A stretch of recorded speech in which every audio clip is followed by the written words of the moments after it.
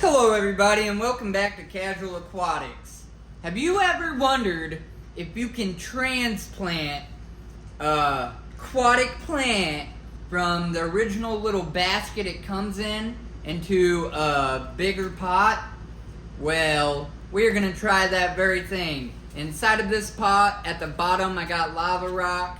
I got a little dirt in the middle. And after I get this plant out of here and put in there, I'm actually going to top it off around it with aquarium gravel. Now, this is a two-part thing. I have an unboxing as well. I ordered this plant from Daku Aquatics LLC, and I will get their link in the description and all of that. I ordered a few days ago. It came, like I said, in a few days. It wasn't no issues. The plant itself was $5, and I think shipping cost me something like $10 or something from them to me, which ain't too terrible. I just wanted to try somebody new out for aquatic plants to do this video. So first things first, let's get this bad boy out. They sent me some stickers, live guaranteed arrival, all that good stuff. That's awesome. Thank you very much. I appreciate it. Wrapped up with some of this stuff. I don't know what you call it. And then some extra plastic and bag.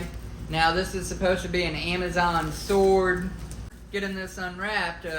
My whole idea ain't even to use this in an aquarium. I wanted to use aquarium plants in my pond. But I felt like if I just put this in there, it would most definitely get picked on by the fish. However, if I put it in a bigger pot, they seem to be leaving my lilies alone and stuff like that. So, I don't have substrate in my pond. So, that's the reason for needing the pot.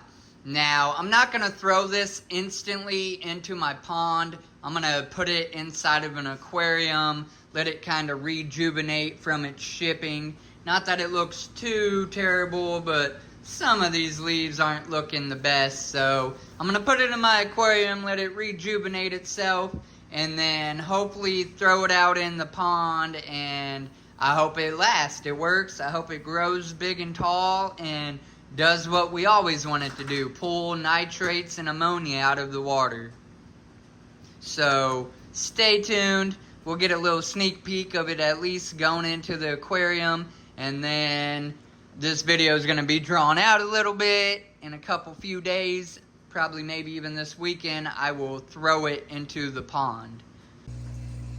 So as you can see, I put a bunch of little gravel in there. Got the leaves all hanging out. And I'm going to put it in this 135 for right now. And there it is in the tank. This is day 2. Those leaves are already starting to look a lot better. But I'm probably going to let it stay in here for a few more days before we put it in the pond.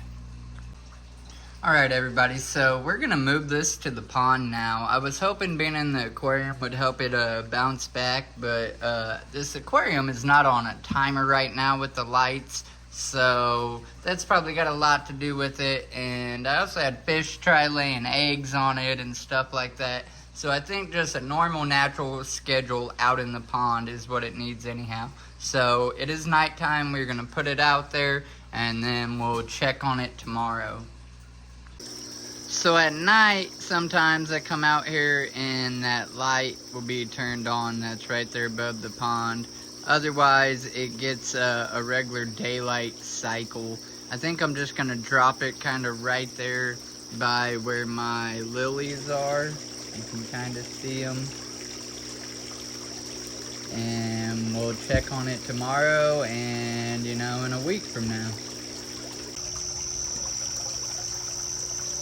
Well, everybody, it's been a few days and it is going pretty good in the pond. As you can see right under Mr. Gar right there is that Amazon sword.